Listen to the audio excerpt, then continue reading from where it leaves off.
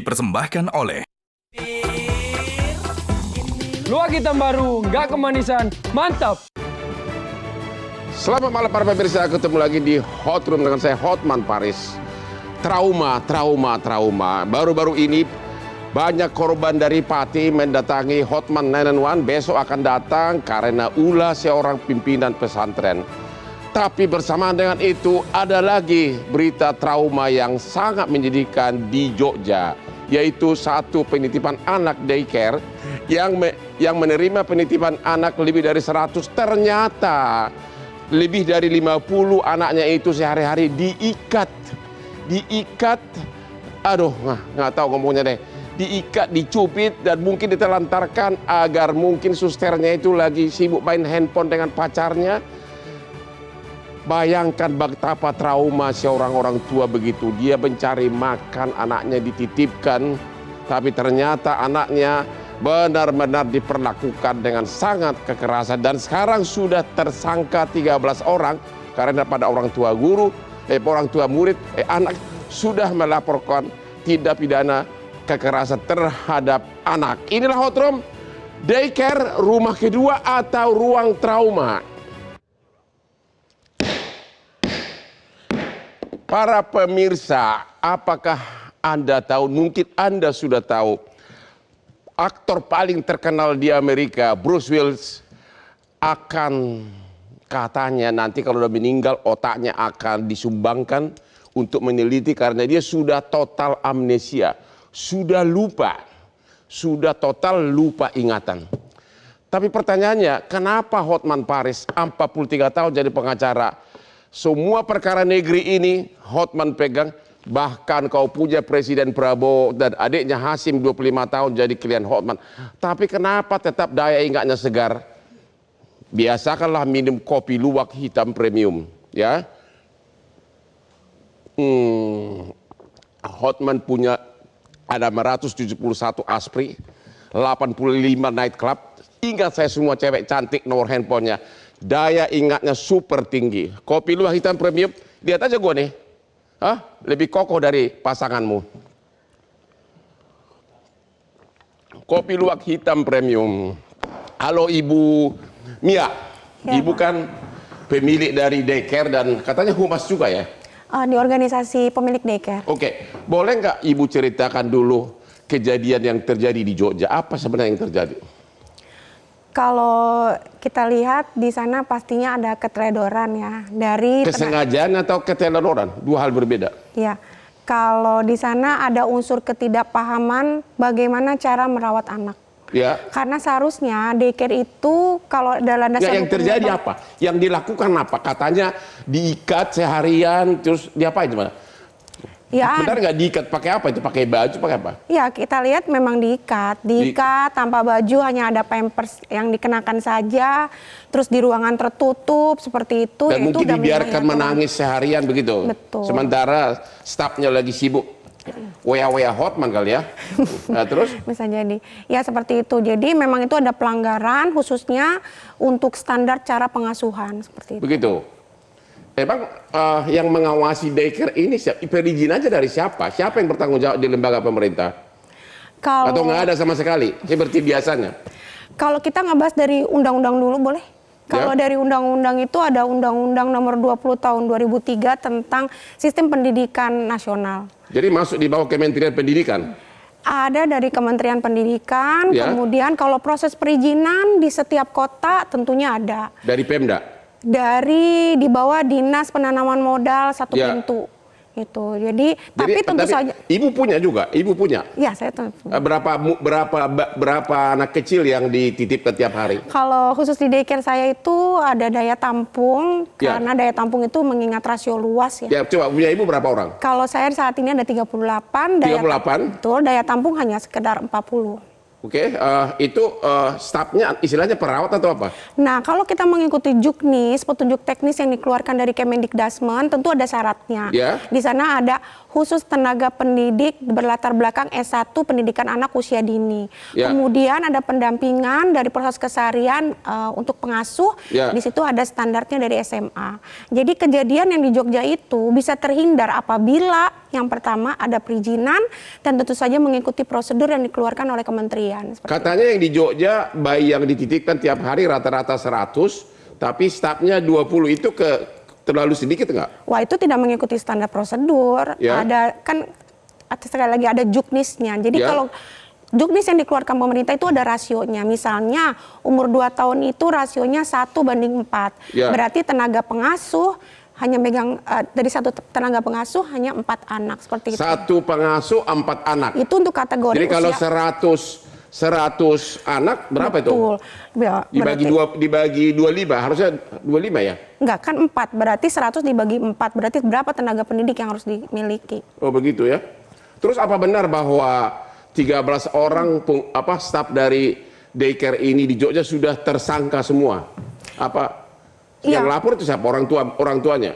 Kebetulan kalau ditelusuri dari asal beritanya, yang melaporkan dari tenaga pendidik di dalam itu sendiri. Gitu. Oh ada pahlawan begitu, ada stafnya yang Bisa justru dibilang melaporkan ya? seperti itu, ya. Enggak, yang melaporkan ke polisi siapa? Apakah orang tua dari? Ya, lanjut ke orang tua. Menurut yang itu bayi atau anak-anak sih ya? Itu kategorinya bayi yang Kategori bayi itu diikat pakai baju atau pakai lakban apa? pakai tali ya seperti itu. Oh begitu. Terus? Ya, dengan alasan mungkin untuk menenangkan dan lain sebagainya, itu karena ada ketidakpahaman pengetahuan. Sekali lagi, Ketidakpahaman atau memang ketidakpedulian? kalau ya termasuk ketidakpedulian, karena sekali lagi kalau mengikuti standar prosedur di mana harus ada tenaga profesional yang berlatar belakang S1, itu minimal sekali mereka kan tahu bagaimana cara merawat, cara mendidik, menjadi role model yang baik, termasuk cara prosedur pelaksanaan TPA. Pasti mereka sudah Berarti tahu. harus ada pendidikan dulu atau tinggal pastinya. ada mbak dari kampung langsung disuruh gitu? Nggak bisa, Bang. Nggak bisa, Bang, karena semua itu ada prosedurnya. Ya, tapi yang ngawasin siapa? Kan nggak ada yang ngawasin. Ibu Nah, pernah nggak diawasin tempat ibu? Oh, tentu Yang saja. ngawasin siapa? Tentu saja, karena kebetulan saya berlokasi di Kota Depok, Ya. berizin, kemudian ada pemantauan dari Kementerian? dari dinas-dinas kota terkait. Oke. Misalnya Dinas Pendidikan, Ya. kemudian Dinas Perlindungan Perempuan dan Anak, Ya. seperti itu. Jadi pasti ada bimbingan, Bang, ada bimbingan Kalau dan di pengawasan. Jogja aja begitu, apalagi di ibu kota, gimana menurut ibu? Bisa saja terjadi karena tidak ada perizinan dari Maksudnya tidak ada perizinan? dari inisiasi ownernya, dari inisiasi Oh, pemiliknya. banyak yang buka sendiri tanpa perizinan. Betul. Oh, dan itu harusnya menindak siapa? Kementerian lagi? Yang menindaklanjuti Yang menindak kalau ketahuan tidak punya izin? dinas Dinas pendidikan dari Pemda? dari Pemda, dari kota. Oke. Waduh, kalau aku dititipkan di tempat ibu, siapa yang ngerawat ya Bu ya? Kalau di tempat saya tentu saja udah berstandar kan Pak. Jadi sekali lagi kalau daycare yang berstandar itu harus mengikuti petunjuk teknis yang sudah dikeluarkan dari pemerintah, semuanya safe Bang. Gitu. KPAI, apa yang ibu lakukan, yang lembaga ibu dengan kejadian ini? Apakah udah turun staf ke sana atau bagaimana? Ya, baik, KPAI memang sesuai dengan tugas dan fungsinya. Ya. Kami melakukan pengawasan terhadap penyelenggaraan pemenuhan hak dan pelindungan anak. Yang di Jogja ini udah dicek belum? Oh, sudah Apa ada. yang ibu temukan apa? Ini awal mulanya kami punya perpanjangan namanya KPAID di Yogyakarta Ya. ya. Nah, jadi secara kronologis pelapor emang yang melaporkan orang tua, tapi orang tua ini mendapat informasi dari pengasuh. Ya. Kemudian mengadukan ke KPAID Yogyakarta, Ya. kemudian KPAID Yogyakarta melaporkan kepada kepolisian karena sesuai dengan tusinya bisa melaporkan pelanggaran hak anak kepada penegak hukum. Benar. Nah, dari sana baru dimusyawarahkan, baru ada penggerbekan gitu ya. Ya digerebek ya. Yang Ya. gerebek polisi sama KPAI itu siapa? Polisi sama Polisi. ya KPAID di sana ya, Ya. yang terdekat. Jadi yang ditemukan benar diikat itu ada 50 anak itu diikat, kakinya nggak boleh bergerak gitu lah agar agar pengasuhnya lagi pacaran di lorong-lorong begitu ya? Iya, jadi diikat dengan kain ya. Diikat dengan kain? Iya, jadi di sana ada 103 anak, 53 anaknya kategorinya di daycare, yang 50 lagi di TK begitu. Ya. Terus sekarang proses hukumnya udah gimana? Udah ditahan atau masih tersangka semua? Oh, sudah ada yang ditahan. Jadi tersangkanya sudah ditahan, kemudian proses pemenuhan hak anaknya juga ini dikawal oleh berbagai SKPD yang ada di Yogyakarta begitu ya. Dari mulai asesmen anak, kemudian juga bukan hanya anak tetapi juga para orang tua begitu. Nah, ini yang daycare dari Jogja ilegal atau ada izinnya? baru memiliki NIB. Izin baru usaha, NIB. izin operasionalnya belum ada, dan hampir di semua daycare yang bermasalah polanya sama, tidak memiliki izin, lemahnya pengawasan, kemudian juga standar pengasuhnya juga tidak tersertifikasi. Katanya pemilik yang di Jogja ini benar seorang hakim. Pembinanya hakim, biasanya kan pemilik juga. Pembina, terus pemiliknya yang sekarang sudah tersangka. Halo para orang tua, hati-hatilah kalian menitipkan anak ya. Kasus di Jogja, 53 dari 100 anak diikat oleh pengasuhnya. Tapi kebetulan ada pengasuh yang berhati mulia membocorkannya ke KPI daerah, baru digrebek oleh polisi, ditemukan 53 anak diikat beneran. Temu lagi di Hot Room.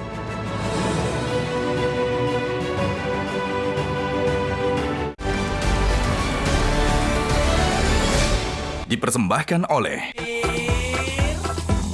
Luwak hitam baru, nggak kemanisan, mantap. Hello, belum sarapan? Berani minum kopi? Siapa takut? Cuma Luwak Hitam Premium, kopi kesayangan Hotman yang bikin perut tetap nyaman walaupun belum makan. Para peminum kopi harus coba Luwak Hitam baru, kopinya pecinta bola. Saksikan terus Hot Room setiap Rabu jam 9 malam. Dan jangan lupa minum Luwak Hitam Premium. dipersembahkan oleh Luwak hitam baru, nggak kemanisan, mantap. Ketemu lagi di Hot Room. Orang tua lagi bekerja di kantor, mencari sesuap nasi untuk anaknya. Anaknya dititipkan di tempat daycare, tahu-tahu diikat seharian. Ini tindakan sudah termasuk kriminal atau hanya sebatas apa ini menurut Ibu? Menurut ya. Kalau kita lihat dari aksinya, ini sepertinya disengaja gitu ya, Bang Hotman ya, karena tapi walaupun demikian, biasanya si caregiver itu datang itu tidak sengaja menjadi pelaku kejahatan. Tidak sengaja, hanya nggak remeh begitu ya? Ya, ketidakpedulian begitu? Bukan, seseorang yang melamar menjadi caregiver itu kan modalnya kasih sayang. Tetapi begitu dia masuk, kita nggak tahu apakah sistemnya itu melibatkan kasih sayang dari para caregiver itu.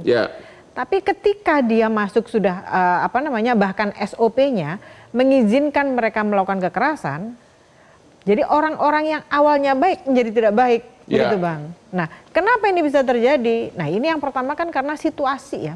Situasi apa? Situasi itu karena ini adalah orang dewasa menghadapi anak-anak yang tidak bisa bercerita secara verbal. Tidak ada kasih sayang atau bagaimana? Oh, bukan. Kalau di situ kan mereka memang dititipkan untuk mendapatkan kasih sayang dari caregiver. Tapi ternyata ketika mereka dalam suatu ruangan yang tertutup, itu situasinya sangat memungkinkan para orang dewasa ini melakukan kekerasan terhadap anak. Karena anak-anak adalah korban yang rentan, yang dia tidak bisa bercerita kepada orang tuanya, tidak bisa menyusun kronologi.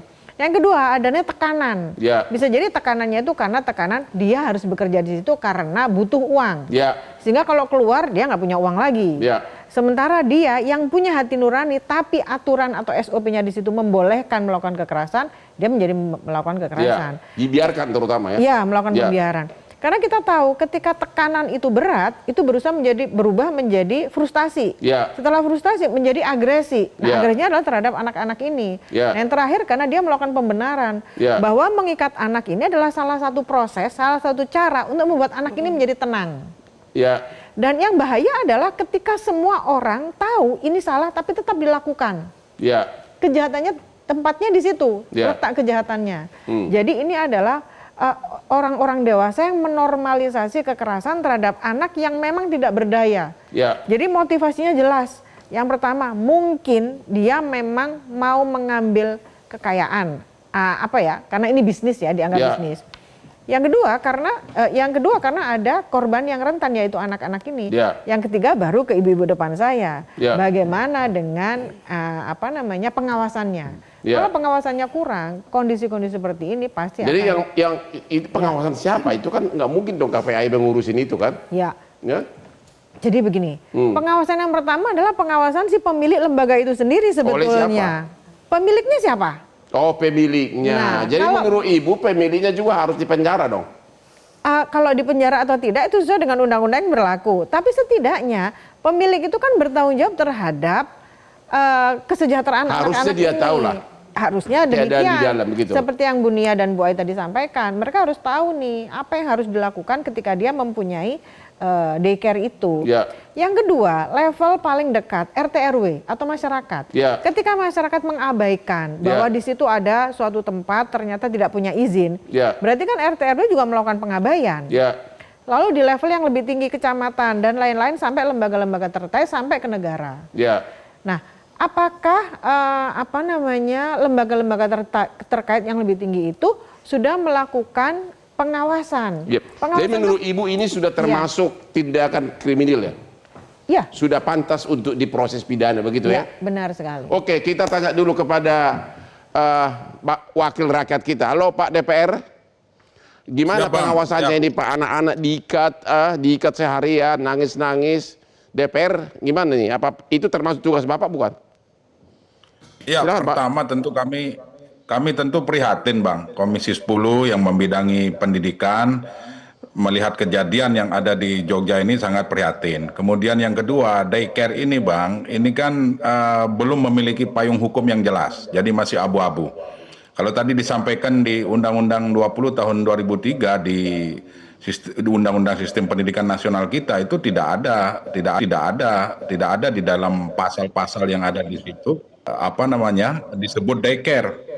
Nah, yang ada adalah pendidikan anak usia dini. Nah, daycare ini tidak dikenal di dalam payung hukum kita. Artinya ini masih abu-abu.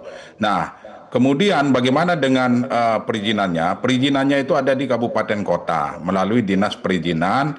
Dan keikutsertaan dinas pendidikan di situ adalah hanya memberikan rekomendasi. Nah, oleh sebab itu ini menjadi hikmahnya adalah tentu negara harus hadir ketika ini sudah marak, sudah banyak berdiri daycare di mana-mana, tetapi tidak memiliki payung hukum yang jelas sehingga pengawasannya pun itu sangat tidak jelas juga siapa yang melakukan, apakah dinas pendidikan, apakah dinas perizinan yang ada di kabupaten kota masing-masing ataukah kementerian. Kalau selama ini kementerian tidak ada wewenang untuk melakukan pengawasan sebenarnya karena di dalam undang-undang Sisdiknas itu belum tercantum payung hukum yang jelas terkait dengan daycare ini. Nah, oleh sebab itu hari ini bahkan banyak yang tidak punya izin, Pak. Benar nggak tuh? Ya, itu yang informasi yang kami dapatkan juga betul bahwa daycare ini banyak yang tidak berizin. Nah, atas kejadian di Jogja, di Depok, di Aceh, kami berinisiatif hari ini di Komisi 10 DPR RI untuk mempersiapkan regulasi dan memasukkan ke dalam pasal-pasal yang ada di Undang-Undang 20 tahun 2003 hasil revisi di Undang-Undang Sistem Pendidikan Nasional. Karena yang namanya pendidikan harus jelas standarnya, kemudian yang sebagai caregiver tadi yang disampaikan oleh beliau tadi bahwa tidak harus ada standar yang sama antara daycare yang satu dengan daycare yang lain. Kemudian kalau disampaikan pengasuhnya harus S1 dan sebagainya, ya itu juga harus memiliki standar yang jelas. Intinya kami di Komisi 10 hari ini dengan kejadian di beberapa daerah ini tentu menginginkan bahwa negara harus hadir. Nah, kami di DPR mendorong itu, Bang. Apa benar di seluruh Indonesia ada 2.000 lebih daycare penitipan anak? Sudah ada datanya? Informasi yang masuk ke kami benar, tetapi 2.000 lebih itu ada yang belum memiliki izin. Ya. Nah, kesimpang siuran siapa yang mengeluarkan izin inilah yang disebabkan karena payung hukumnya tidak jelas, Bang. Masih abu-abu payung hukumnya ini. Ya. Seperti itu. Nah, Tapi sehingga kan, kami di DPR dari segi Undang-Undang Perlindungan Anak sudah memenuhi unsur pidana. Apakah DPR, Komisi Bapak akan turun ke sana untuk memastikan Kapolresnya bertindak benar?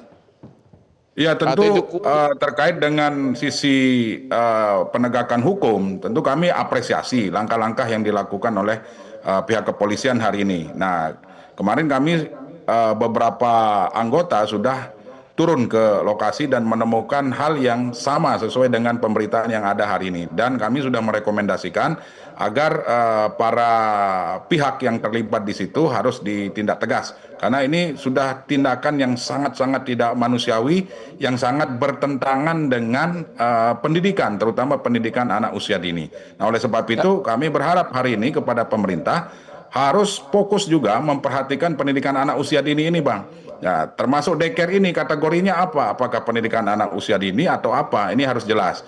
Nah, sehingga kami nanti di Undang-Undang 20 tahun 2003 hasil revisi akan memperjelas di situ posisi daycare ini seperti apa.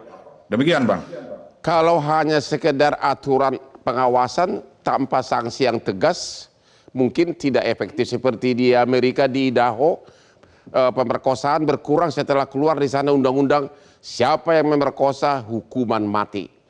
Apakah tetap di sini? Mungkin DPR turun kali biar ditahan dulu itu 13 orangnya di tersangka sekarang. Biar jadi contoh ya, bagi tentu harapan lain. kami seperti itu. Kami sudah sampaikan juga kepada teman-teman di Komisi 3 yang membidangi hukum untuk terus mengawal persoalan ini sehingga tidak memunculkan trauma bagi para korban, bagi para orang tua korban hari ini yang memang sangat-sangat dirugikan ketika mereka menitipkan anak supaya merasa aman, nyaman bagi putra-putri mereka ketika mereka meninggalkan untuk bekerja dan sebagainya. Tetapi justru yang didapat adalah perlakuan yang sungguh sangat tidak manusiawi. DPR tetap komit, teman-teman di Komisi 3 mungkin tetap DPR di sini hanya mulai ikutan kalau sudah viral, bentar lagi lupa kali Pak ya. Oh enggak, Bang, kita hari ini terus mengawal dan kami di Komisi 10 di pembahasan revisi Undang-Undang 20 tahun 2003 itu akan memasukkan daycare ini. Skema daycare ini seperti apa? Apakah sama dengan pendidikan anak usia dini? Kemudian pengawasannya seperti apa? Perizinannya seperti apa? Kami akan masukkan di situ. Terima kasih, itu termasuk salah satu tugas sosial yang saya lakukan di tim Hotman and One. Sudah ribuan, tapi harus yang benar-benar sadis seperti ini. Besok akan datang dari Pati beberapa korban asusila dari kiai yang di sana. Ketemu lagi di Hot Room.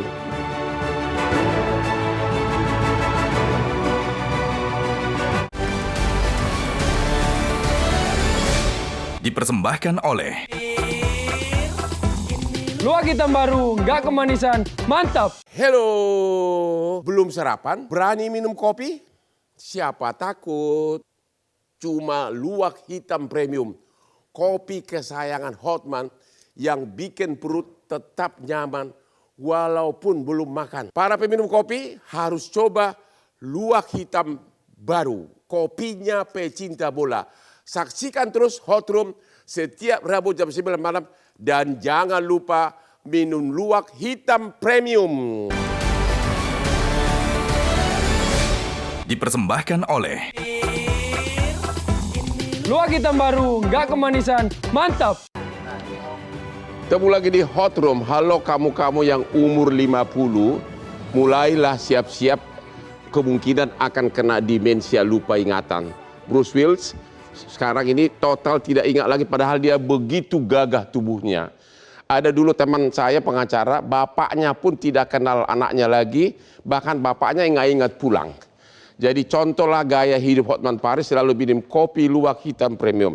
You nggak percaya, saya tadi pagi seharian sidang di Semarang, naik pesawat, saya biasa bangun jam 3 subuh kerja sampai tengah malam tiap hari. Tapi tetap segar. Jadi kopi itu bukan hanya untuk memelihara daya ingat, tapi juga membuat segar. Ya, terutama kau yang sudah umur 50, hati-hati ya.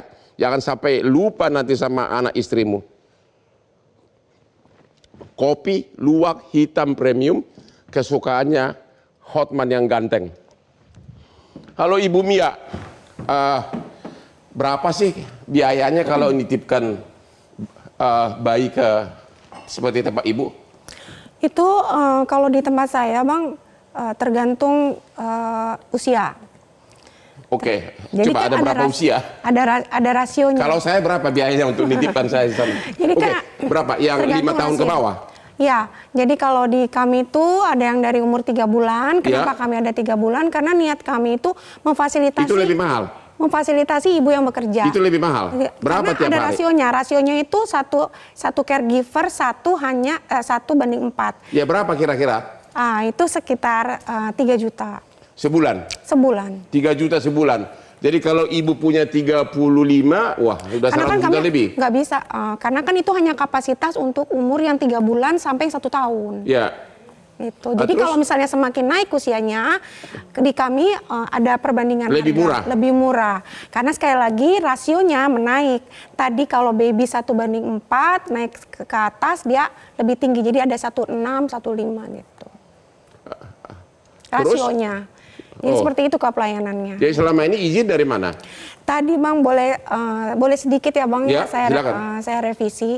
Kenapa saya bilang ada dalam Undang-Undang Nomor 20 Tahun 2003 dalam Sisdiknas, karena di situ ada tertera bahwa TPA itu Taman Penitipan Anak, Bang. Oh, Inggrisnya itu kan daycare. Di sana ada udah komplit. Oh, sudah ada. Udah komplit. Kemudian dari Kemendikdasmen dia mengeluarkan Permen Nomor 84 Tahun 2014 Isinya apa? tentang standar penyelenggaraan. Berarti harusnya yang mengawasi Kementerian Pendidikan dong. Itu tahun 84 tentang Permen Penyelenggaraan Satuan PAUD, termasuk di dalamnya daycare. Kemudian Kemendikdasmen juga mengeluarkan Juknis, petunjuk teknis tahun 2015 tentang penyelenggaraan Taman Penitipan Anak. Jadi udah lengkap. Tapi gitu. Peraturannya ada tapi nggak pernah diawasi. Ibu pernah nggak yang ngawasin datang ke tempat ibu? Tentu Pak, tentu Bang. Jadi kalau udah berizin dari dinas ataupun lintas dinas seperti Dinas Perlindungan Anak itu mendatang. Atau begitu petugasnya datang, ibu kasih amplop pulang dia begitu? Hah? Alhamdulillah nggak pernah. Kalau untuk mengurusan izin berapa biayanya Bu? Kalau pengurusan izin yang pertama kan tentu saja yayasan. Kita bentuk yayasan pendidikan. Itu dari notaris ya Bang ya? Sekitar berapa Bang kalau notaris? Nah, istri saya notaris, teman tidur saya notaris. Nah, kemudian kalau izin operasional itu free. Itu free dengan berkas-berkas yang harus kita penuhi. Misalnya tadi ada izin dari Kemenkumhamnya, pembentukan yayasannya. Kemudian ada syarat-syarat lain, misalnya struktural, terus ketenaga kerjaan, ada BPJS-nya juga harus lengkap. Nah, itu butir-butir instrumen yang harus kita penuhi. Tapi menurut Ibu di Jakarta ini atau di Indonesia ini, dari sekian ribu daycare ada berapa persen yang tidak punya izin? Kalau berapa persen saya belum bisa menjawab ya, karena itu bukan bagian saya untuk mengukur jumlahnya. Begitu ya? Oke, KPAI gimana? Apa tindakan kalian selanjutnya? Bayi-bayi tidak berdosa dicubitin, diikat seharian, mungkin nggak dikasih minum kali ya? Bentar dulu, kalau selama dititip itu wajib nggak ibu kalian kasih makan itu anak? Ya itu fasilitas kami ada makan tentu saja. Jangan-jangan cuma dikasih air putih. Ada makan tentu saja, kemudian karena sudah resmi ya Bang berizin dan ada keterlibatan lintas OPD, misalnya Dinas Kesehatan, terus Dinas Perlindungan. Dikasih makan apa Bu? Kalau makan ya sesuai dengan kebutuhan anak, breakfast, lunch, sampai snack. Gimana Bang? Berminat Bang? Sampai dinner pun ada. Jadi 4 kali pelayanan kami makan. Untuk rekrutmen stafnya gimana? Kami punya prosedur sendiri, termasuk juga daycare-daycare yang berizin pasti punya prosedur sendiri. Jangan kali sembak dari kampung langsung ditampung, dikasih baju suster selesai deh.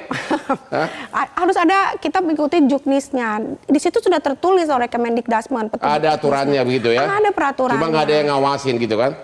Sekali lagi pasti ada dari kota. Menteri Pendidikan ini tugasmu. KPAI gimana Bu? Gimana? Apakah KPAI akan juga nanti mulai perhatikan hal seperti ini? Ya.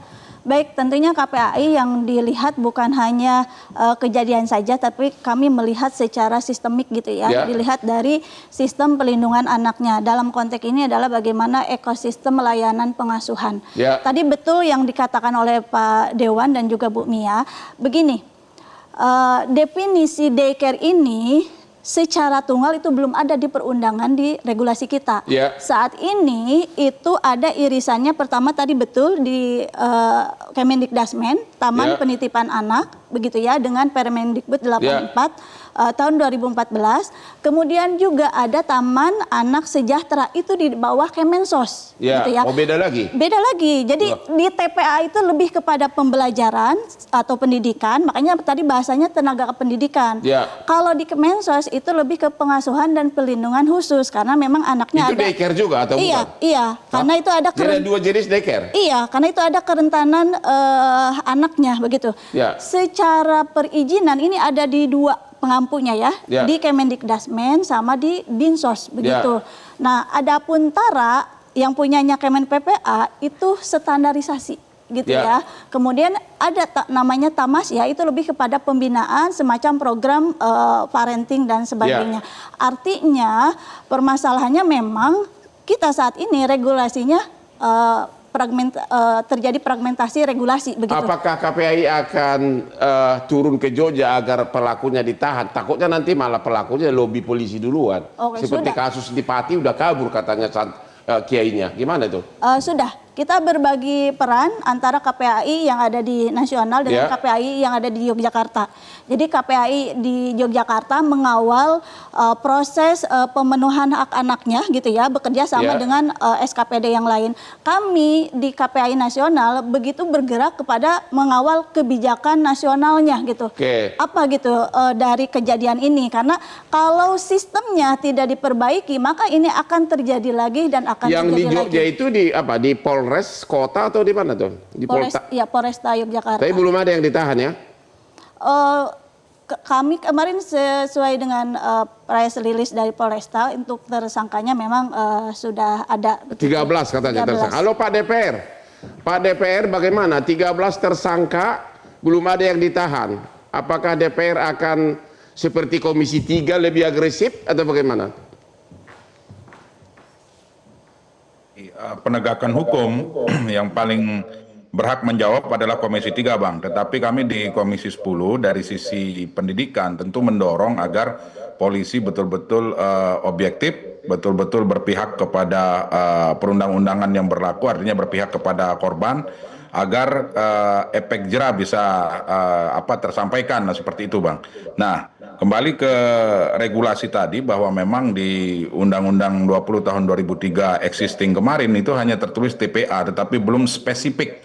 Nah, sementara yang terjadi hari ini kan karena ya itu tadi abu-abu yang saya bilang itu. Payung hukumnya belum jelas, walaupun di situ hanya tertulis TPA, tetapi spesifik belum jelas. Tertulis di situ kurikulumnya seperti apa, pengawasannya bagaimana, perizinan dan sebagainya seperti apa. Walaupun ada Permendikbudnya tahun 2014 tadi nomor 84, di situ juga artinya masih ada kelemahan dan kekurangan yang harus kita perbaiki bersama. Nah, upaya kami di Komisi 10 untuk memperbaiki itu.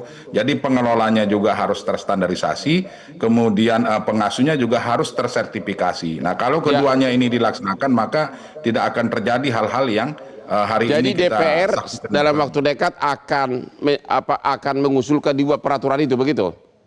Betul, itu di revisi Undang-Undang siapa itu, Menteri atau Pemda? Pertama, dari sisi standarisasi dan sertifikasi itu tentu kami akan mempertegas agar walaupun ini perizinannya ada di pemerintah daerah, kabupaten, kota, maka tentu harus ada payung hukum yang jelas juga, Bang, di tingkat pusat sebagai aturan yang di breakdown di tingkat daerah. Apakah nanti di daerah perlu dibentuk perda dan sebagainya, ya tentu itu melihat payung hukum yang ada di pemerintah pusat. Nah, terkait itu maka kami di Komisi 10 hari ini ingin memasukkan TPA ini secara jelas di dalam salah satu pendidikan informal sebagaimana yang sudah ada hari ini, bahwa pendidikan anak usia dini itu masuk ke dalam pendidikan informal. Wajib belajar kita hari ini, Bang, insya Allah dimulai tahun 2026 menjadi 13 tahun. Nah, 1 tahun di pendidikan anak usia dini, 6 tahun SD, 3 tahun SMP, dan 3 tahun SMA maupun SMK. Nah, itu regulasi yang sedang kita persiapkan hari ini. Terima kasih. Rumah kedua atau ruang trauma bagi orang tua anak-anaknya diikat seharian. Temu lagi di Hot Room.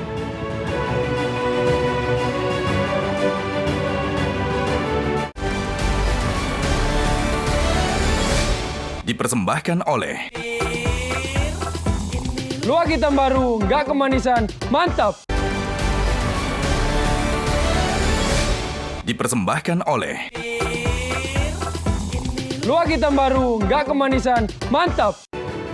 Ya, ketemu lagi di Hot Room. Di segmen terakhir ini saya mau minta kepada para narsum apa usulan agar jangan terjadi. Ibu setuju nggak kalau di tiap daycare diwajibkan punya CCTV yang nyambung ke handphonenya si orang tua? Kalau di daycare saya kebetulan sudah seperti itu. Oh begitu? Sudah seperti itu. Jadi setiap orang tua memiliki IP address untuk mengakses kondisi anak. Nah kalau tadi abang tanya apa setuju, ya saya setuju. Karena kita sebagai pengelola, kita mensupervisi melayani orang tua dengan standar-standar pelayanan. Jadi perlu ya ada CCTV yang bisa diakses. Jadi orang tuanya bisa lihat dari kantor gitu ya. Real time perlu. Apalagi Bu saran Bu? Kalau saran saya ya khususnya sebagai penyelenggara, Bapak Ibu di luar sana penyelenggara daycare, mari kita tertibkan usaha kita. Yang pertama itu harus berizin.